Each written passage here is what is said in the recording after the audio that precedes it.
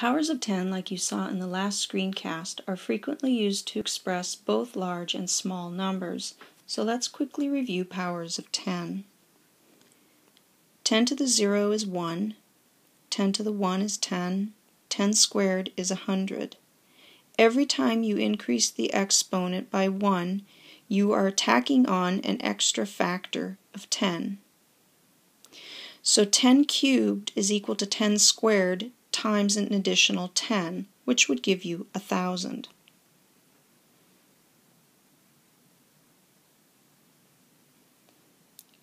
In words, it would just be 1,000. 10 to the 4th would be 1,000 multiplied by an extra 10, which will give you 10,000. Each time you multiply by an additional factor of 10, do you see how the number of zeros increases by 1? First we had 1 0, then 2 zeros, then 3 zeros, then 4 zeros. The pattern will continue as we go down the table. 10 to the 5th will be a 1 and then 5 zeros, which will give us 100,000.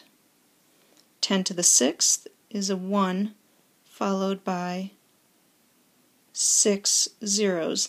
That is 1,000,000. 10 to the 7 will have 7 zeros. That's 10 million. 10 to the 8 will have 8 zeros. That's 100 million. And 10 to the 9 will have 9 zeros.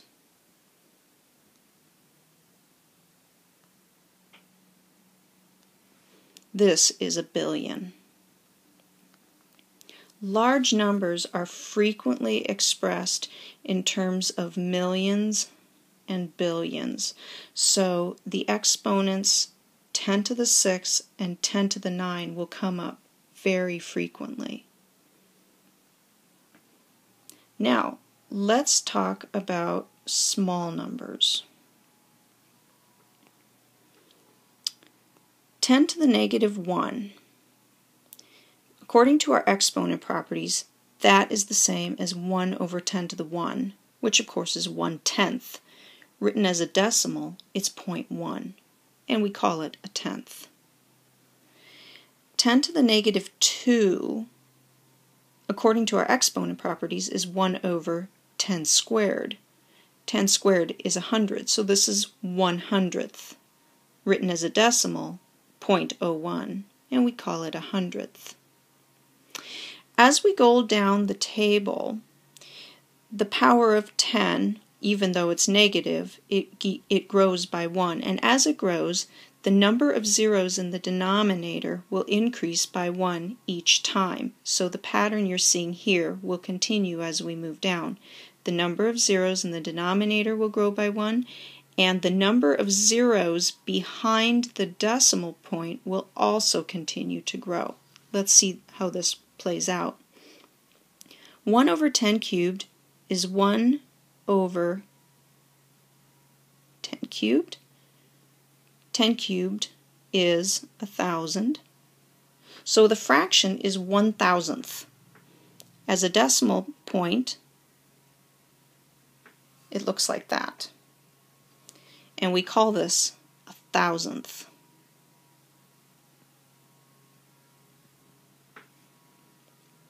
Ten to the negative 4, according to our exponent properties, is 1 over 10 to the 4. And according to the table above, 10 to the 4th is 10,000. So the fraction is 1/10,000th. Written as a decimal,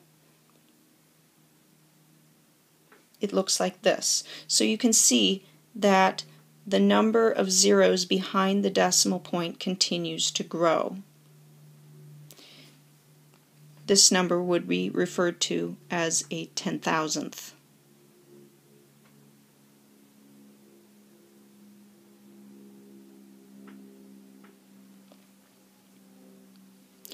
Let's look at 10 to the negative 5. This is 1 over 10 to the 5th. 10 to the 5th is 100,000, so this is 1/100,000th, which, as a decimal, will have 4 zeros behind the decimal point, followed by a 1, and this is referred to as a 100,000th. Last one, 10 to the negative 6. This is 1 over 10 to the 6. 10 to the 6 is a million, so this fraction is a millionth. Written as a decimal, it's 0.0000, one more O and a 1. This is a millionth. So, some observations that are worth noting here. Whenever you have negative exponents like this, you always arrive at really small values. When your exponents are positive numbers, like in the table above, you end up with much larger values typically. So in your mind, negative exponents need to be thought of as representing small quantities.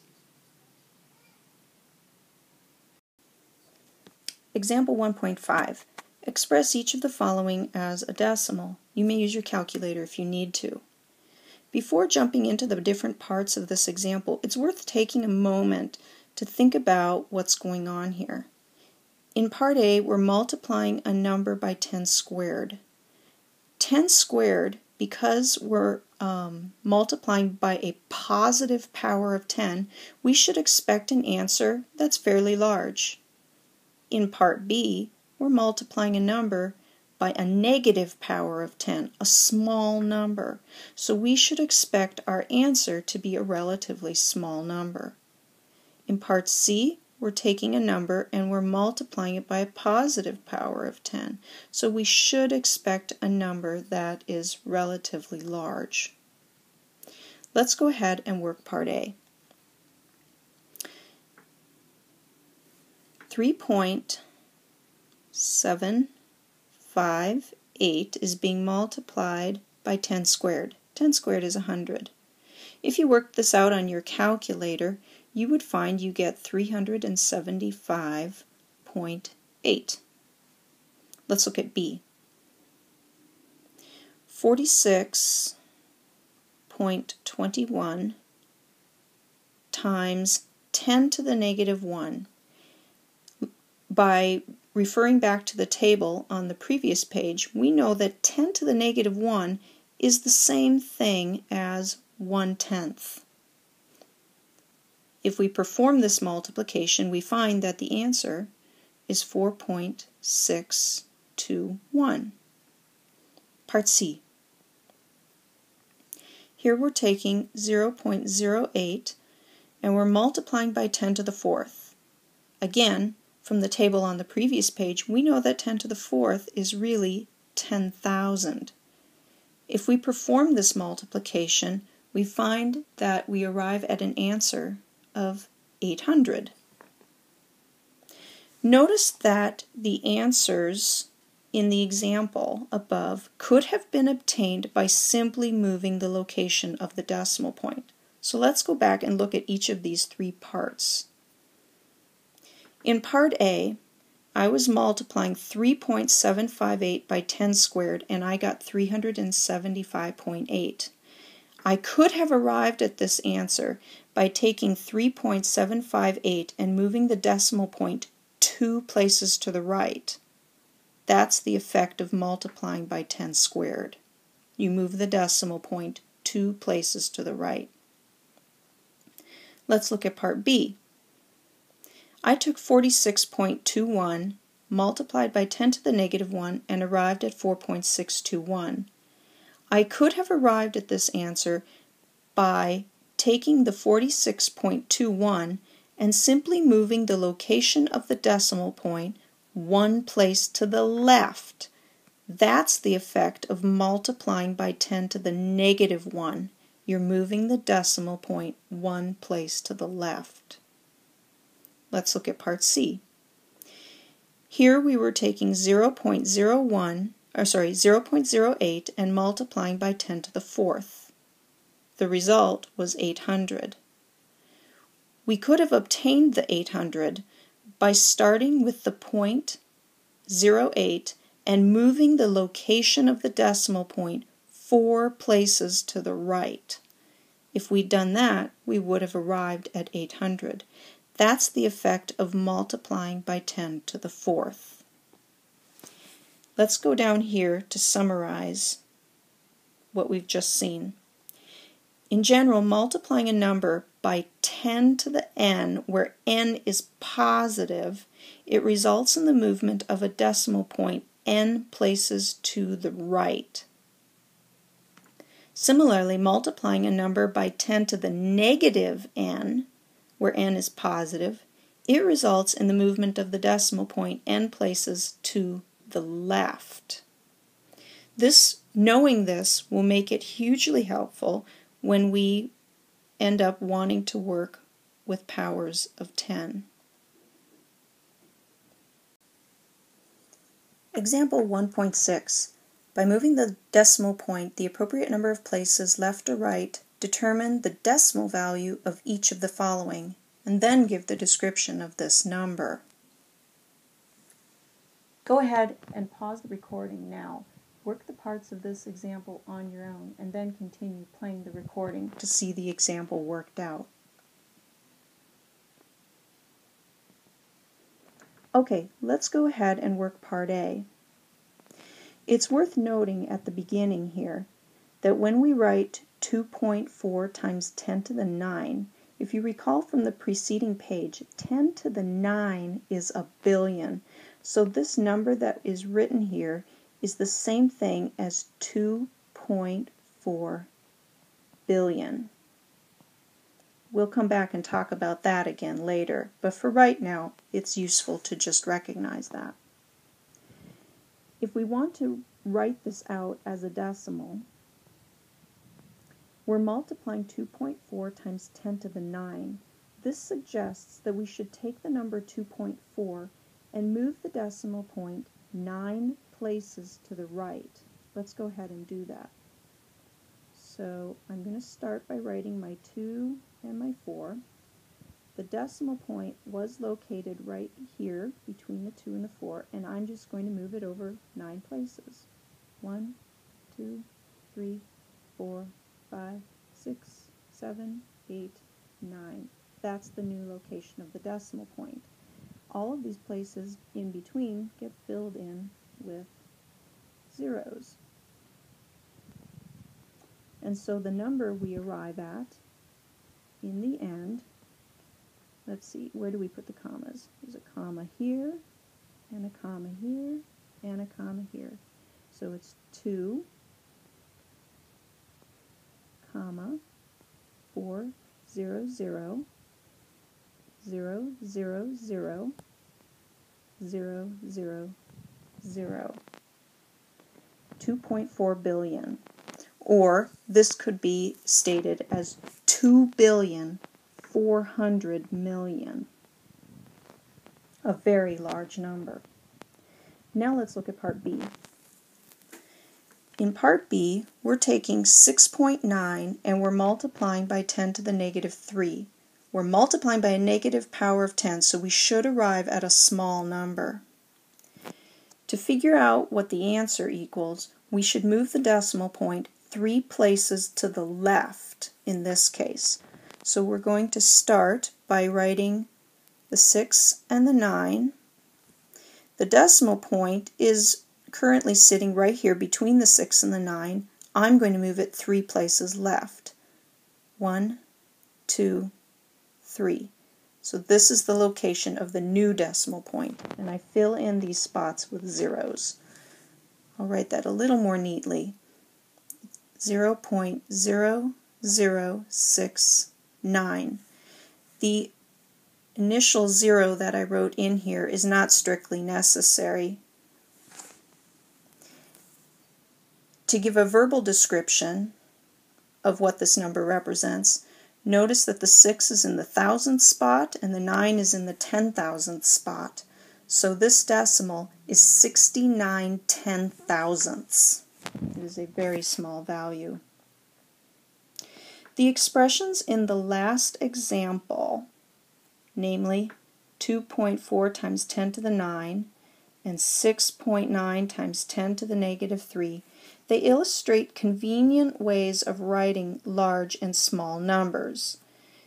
This is generally regarded as a nicer way of writing 2.4 billion rather than having to write this out with all of the zeros, for example. When we express large and small numbers with powers of 10, like we have in parts A and B, we call this scientific notation. To be specific, writing a number using scientific notation means that we write the number in the form A times 10 to the n, where A is a number between 1 and 10. So, for example, in part A, the A is the 2.4. You can see this number is between 1 and 10. In part B, the A is 6.9. Again, it's between 1 and 10. And then the n, the 10 to the n, up here would be 10 to the 9, so n is 9. Up here, the n, in this case, would have been a negative 3.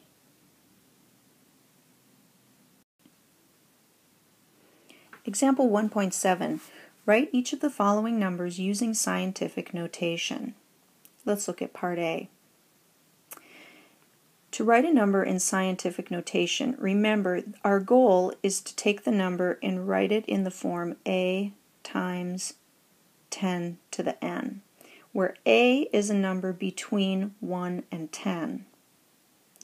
To figure out what the A equals, we use the non-zero entries in the number. In part A, 354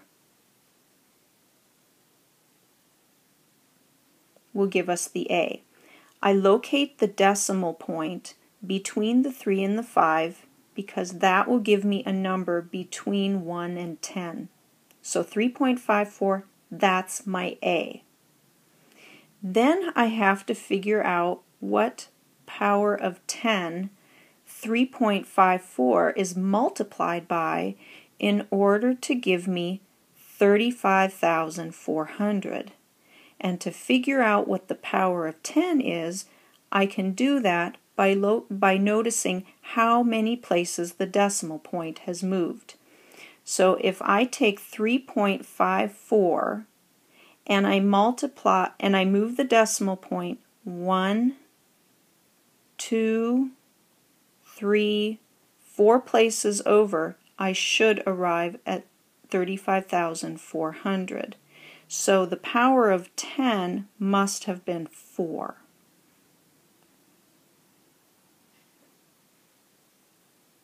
Let's look at part B.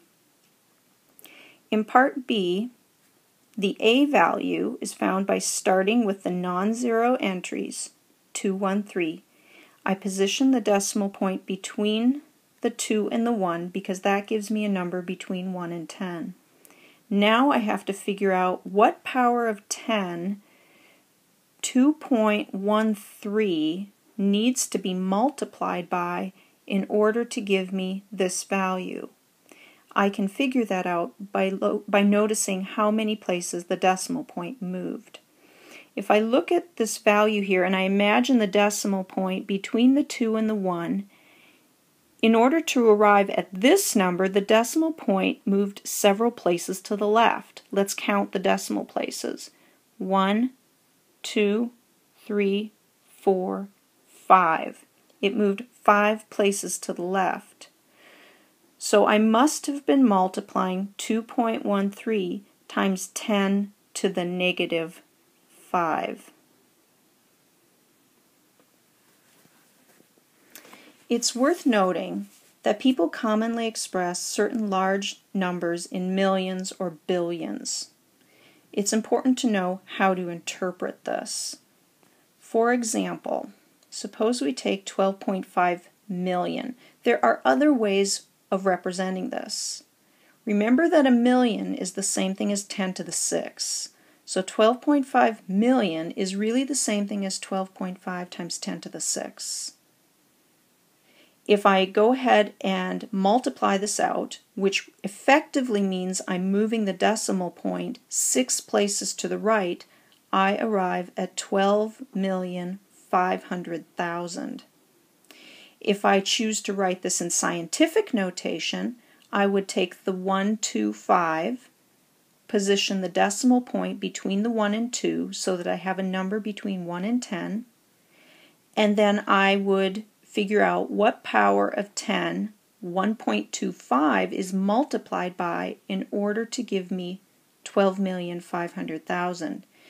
Again, if we imagine that the decimal point was between the 1 and the 2, how many places to the right do I need to go to arrive at this number? We can count. 1, 2, 3, 4, 5, 6, 7. That is why there's a power of 7. Let's look at the next one. 9.8 billion. If you recall, a billion is the same thing as 10 to the 9th. So 9.8 times 10 to the 9th is another way of writing 9.8 billion. And if we actually multiply this out, which effectively means we take 9.8 and move the decimal point 9 places to the right, we arrive at this value, which is 9,800,000,000.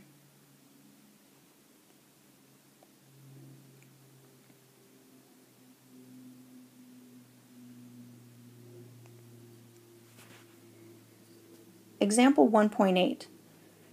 Perform the indicated operations without using a calculator by writing all numbers using scientific notation and then using your exponent properties to assist you in simplifying.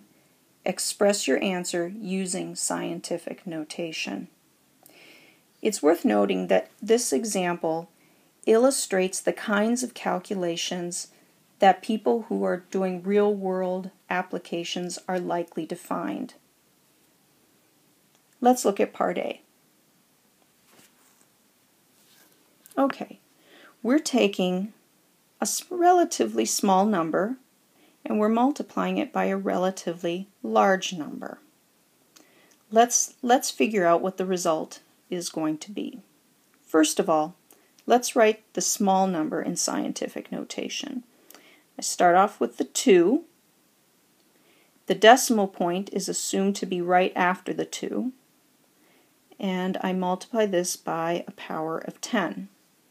In this case, to figure out the power of 10, I imagine that my decimal point was back here. How many places to the left do I have to move it to get here? In this case, it's 4. 1, 2, 3, 4. So it's 10 to the negative 4. Now let's look at the large value. Let's express it in scientific notation. This is 10 million. As a power of 10, remember that 10 to the 6 is a million. So 10 million is 10 to the 7. Okay, to multiply these quantities together, we can separate the 2 out and simply multiply the 2 factors of 10. Using our exponent properties from an earlier screencast, we know that when we multiply powers of 10, we add exponents. Here we're going to take negative 4 plus 7. That gives us 3. So really this is 2 times 10 cubed.